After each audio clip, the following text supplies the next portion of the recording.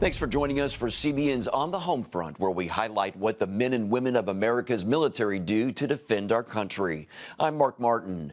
Despite a peace deal with the Taliban, the terror group already hit Afghan government forces. The United States retaliated with an airstrike against them. It came just days after U.S. and Taliban officials signed a peace deal, one that would bring a large number of U.S. troops stationed in Afghanistan home. The attacks by the U.S. today are the first airstrike since both sides took part in an agreement to reduce violence in Afghanistan that paved the way for the historic deal that leaders hoped would end the 19 years of conflict in the region. In a tweet, the spokesman for U.S. forces confirmed the airstrikes, describing it as a defensive strike to disrupt Taliban attacks.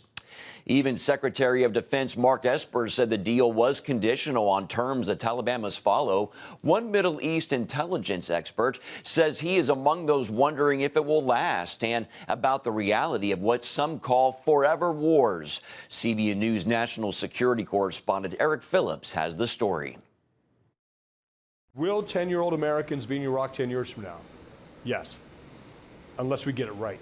Middle East intelligence expert Michael Pregent says it's the same story in Afghanistan, where the U.S. has been fighting for 19 years across 3 presidential administrations. And Pregent tells us the main problem isn't necessarily in the Oval Office. It's not the decision makers that are keeping us in these forever wars. It's the experts that are advising them. And those advisors tend to stay around, outliving terms of elected officials. Pregent saw this during a Pentagon briefing the day after the U.S. killed Iranian General Qasem Soleimani. There were several people that should not have been in that room that were there as experts that were actually advocating for their own business interests. They're advocating for their own portfolios.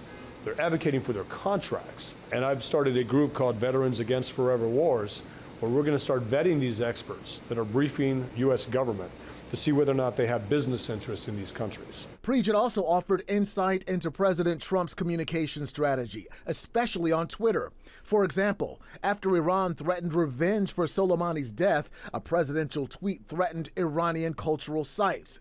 That drew massive criticism because such an attack would violate international law.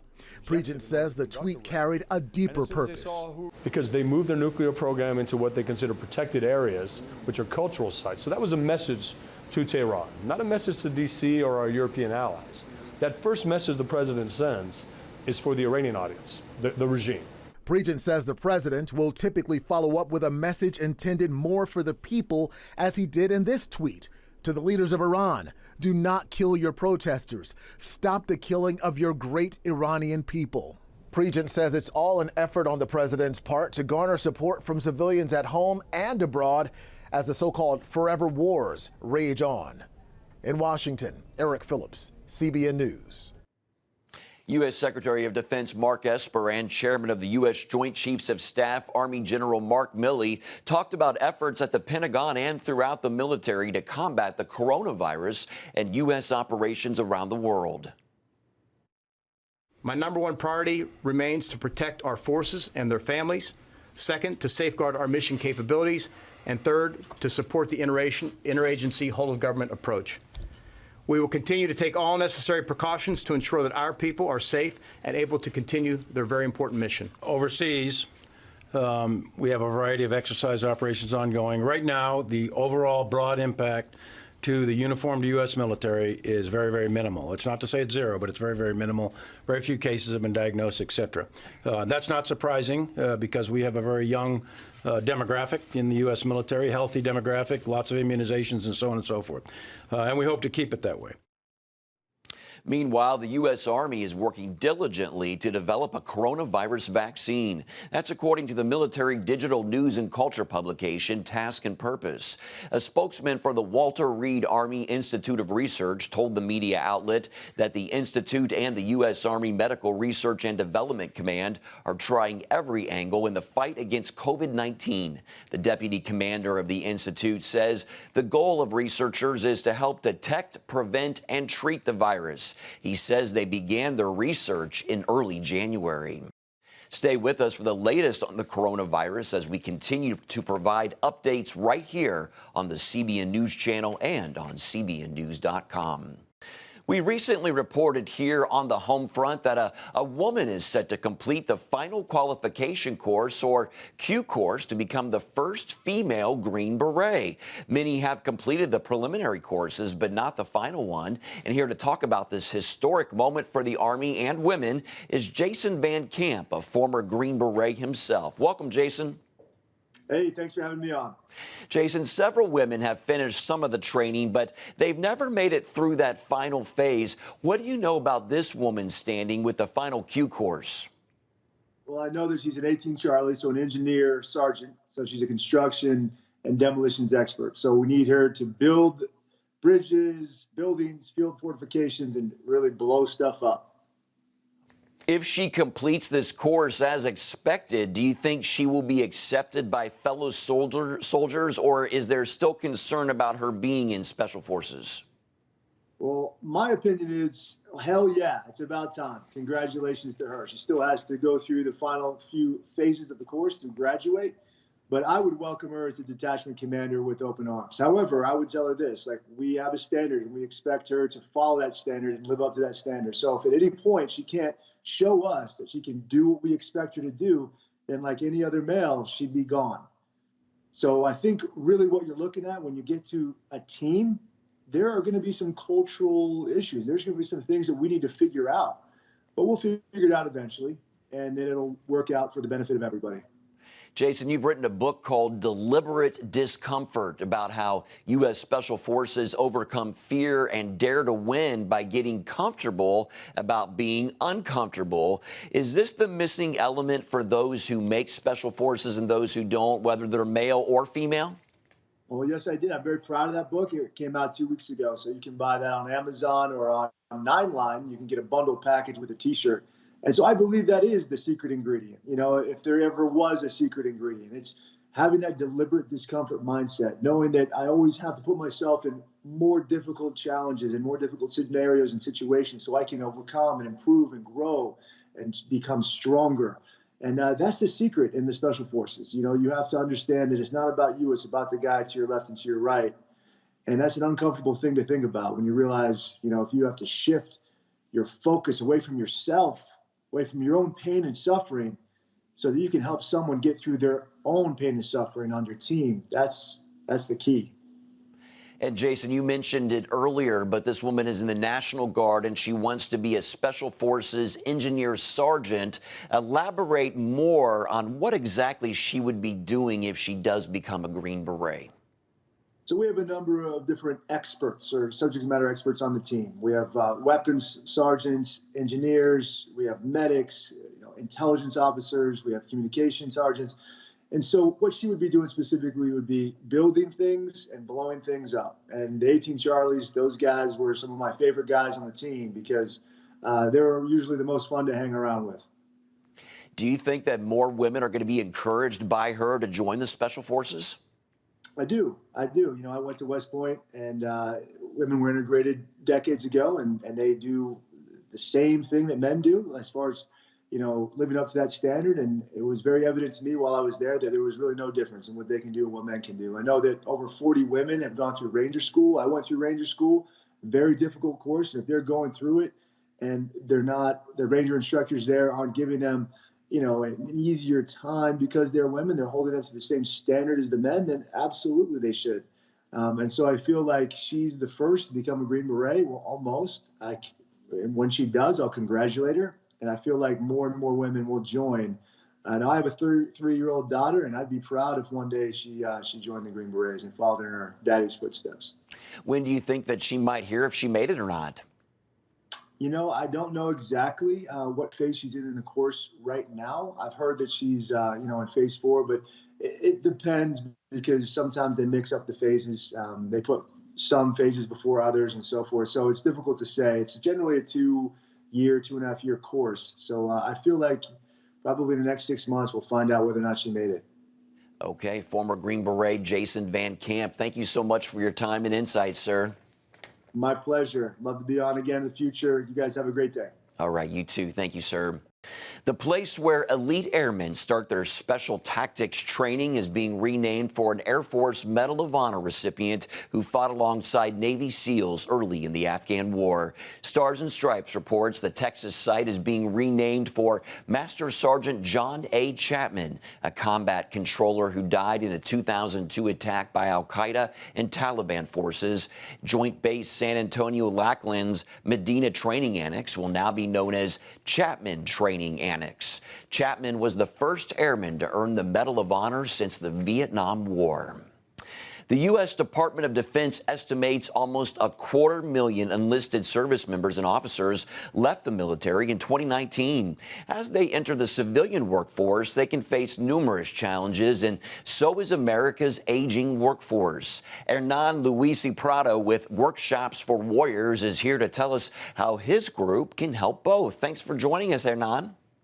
Thank you so much for having us on CBN. I really appreciate it. Great. Well, tell us what inspired you to start Workshops for Warriors and the needs you saw and understood as a former U.S. Navy officer. You know, I served in the U.S. Navy for 15 years, and I love the Navy. I truly love the Navy.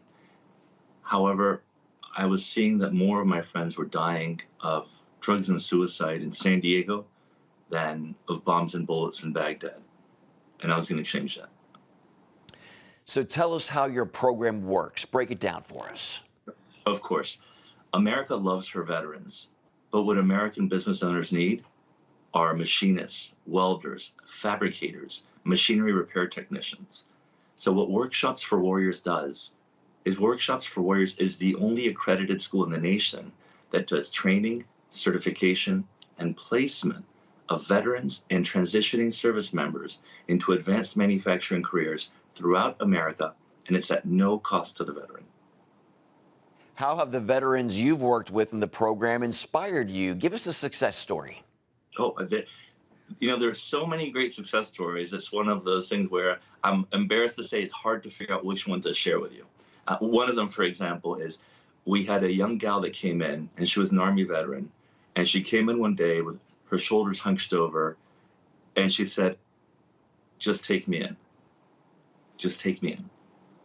And we brought her in, and we gave her food. We put her up in housing, and she went through our program, and she was very quiet the first 2 to 4 weeks. And then by week 12 or 13, we started seeing her blossom again. Her shoulders were back. She was holding her head high. And when she graduated, 16 weeks after starting, with 20 nationally recognized credentials as a machinist, she said, "Thank you, Hernan. You saved my life. Your school is going to help me live with my kids again and pay for rent again. I haven't been able to do that in 8 years since I left the Army." Wow, that's wonderful. Yeah, you guys are doing an awesome work there. Tell us how you hope to see the program grow. Of course. So one of the things that we love about Workshops for Warriors is that everything that we do is based on data. I'm married to the cutest nerd in the world, my wife Rachel, and she's a survey methodologist, and everything that we do is based on data. And the data that we use to prove that our program works is how many graduates for our program this school produces.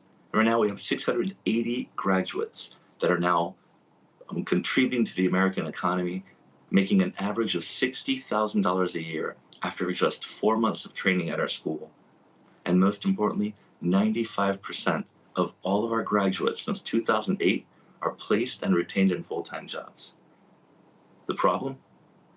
We can only put through 162 graduates per year due to our facility. One of the things that people may not understand is that America takes anywhere from 4 to 40 months to train a U.S. citizen to become part of the world's finest fighting force. But then they're given 5 days to become a civilian again.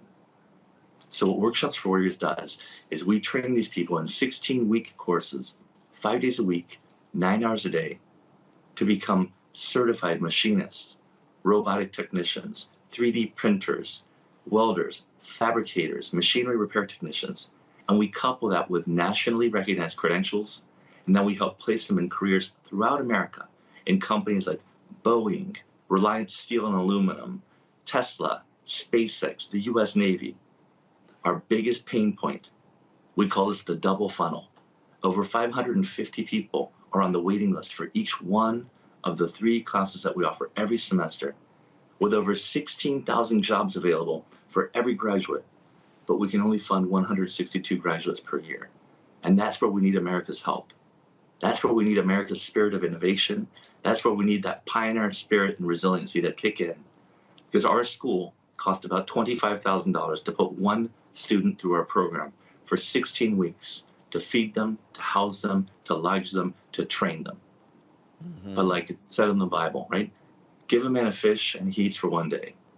Teach a man to fish and they feed themselves and their families for a lifetime. So we need to expand our current facility to go from 162 graduates per year to 1,350 graduates per year. And fortunately, we've gotten support so that we have purchased all the underlying land. Now we just need to build the buildings. So if people could go to wfw.org, they could see how they could donate, how they could get involved, or how they could connect us with people that want to get involved. All right. Well, once again, that website is wfw.org.org. Hernan Luisi Prado with Workshops for Warriors. Thank you for your good work and time. Blessings to you, sir. Thank you. I'm so grateful to have you, to have us on the show. Thank you. Coming up, a joint effort between the Air Force for the United States and Australia. We're going to show you what they're doing and hope to accomplish.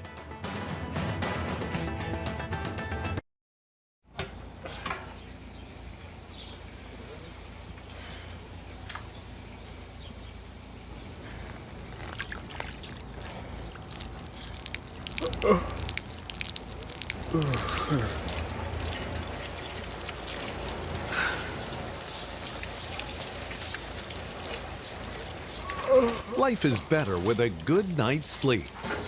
Get your free DVD or booklet of Protect Your Sleep as the world watches from the outside. It's a big diplomatic tug-of-war here in the Middle East. Go inside the story with Jerusalem Dateline. Israeli archaeologists are talking about a discovery that could change the thinking about the Temple Mount. Join CBN Jerusalem Bureau Chief Chris Mitchell and get the biblical perspective on the events shaping the world. What starts in Israel then ends up going to other places. Watch Jerusalem Dateline Friday night at 9:30 on the CBN News Channel.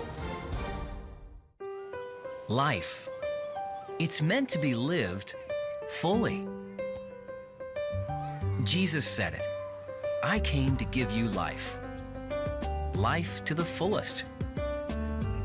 Life in your family. Life in your finances. Life in your body, mind, and spirit. Life in your everyday.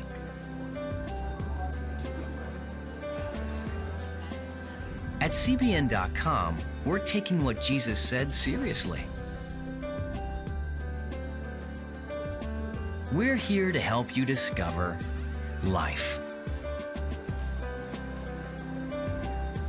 Life.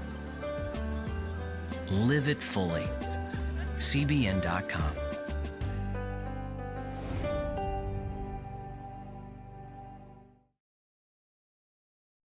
You're watching On the Home Front. Pilots, that is, from the U.S. and Australia became exchange students of sorts. It's all part of an officer exchange for each to learn from the other and build their international relationship.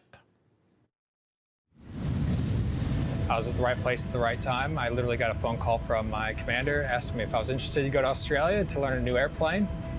I told him I'd have to ask my wife. I asked my wife and she was like, yeah, absolutely, Australia. 6 months later, I'm out here. So I got a phone call from my commander before flight. He said, "G'day, Mike. I've got some good news for you." I flew my mission back in the States, and then I came home, told my wife and kids, and we were just absolutely thrilled. Amberley ground, Dragon 31. I have FARTA Amberley request airways clearance. One of the things I like about being a tanker pilot is being able to support all the other aircraft. So we're supporting fighters get across oceans. We're helping them stay on station longer. By delivering fighters cargo airplanes, bombers, wherever they need to go, or whether it's transporting troops or cargo.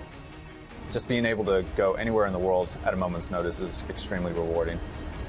Along with the Australians, we've had a lot of different international experiences in the Middle East. We've supported the British, the Germans, the French, the Marines, a lot of other countries, as well as the U.S. So that's one of the great things about this platform and about this mission. It's very international as far as the engagement goes. 30, 20, recharge. These exchanges are really important. What they do is allow us to work better together, making sure that we have the same procedures and tactics, similar way of doing business, so that we can pretty much just integrate with one another throughout any mission wherever we need to go. We got 101 years of mateship under our belt. We're good friends, we're good allies. We've fought in every major conflict together. It only makes sense for us to be able to build deeper relationships and be able to work seamlessly together.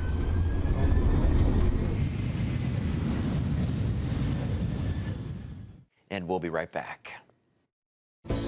Come home to the sounds of Southern Gospel from CBN Radio. You'll enjoy a rich Southern blend of bluegrass, classic gospel, and Southern gospel favorites like the Gaithers, the Crab Family, and bluegrass sounds like Mountain Faith. So make yourself at home with the all-new CBN Southern Gospel, now available at cbnradio.com.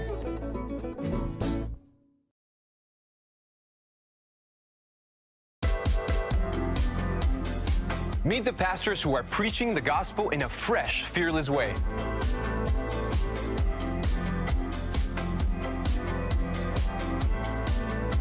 I'm Roberto Torres-Cedillo. Join me each week for Next Gen Voices.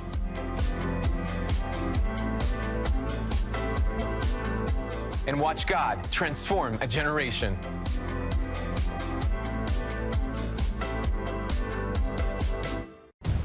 Prophecy thousands of years old.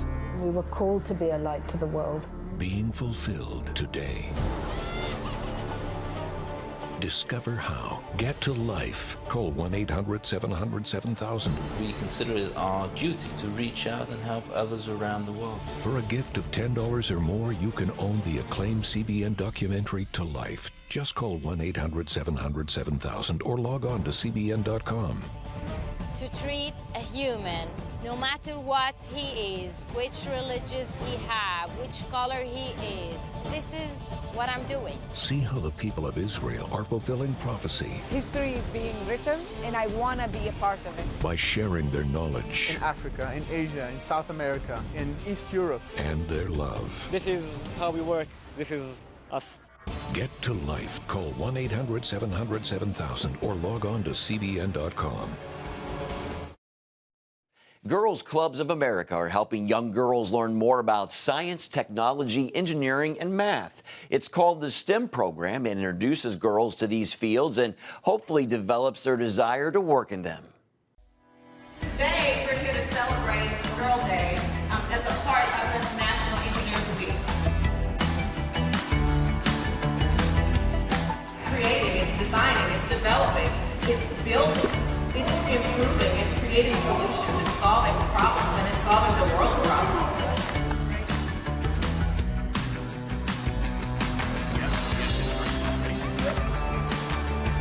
There you go. How did you learn that you didn't do something right? You made a mistake, right? So failure is a part of learning.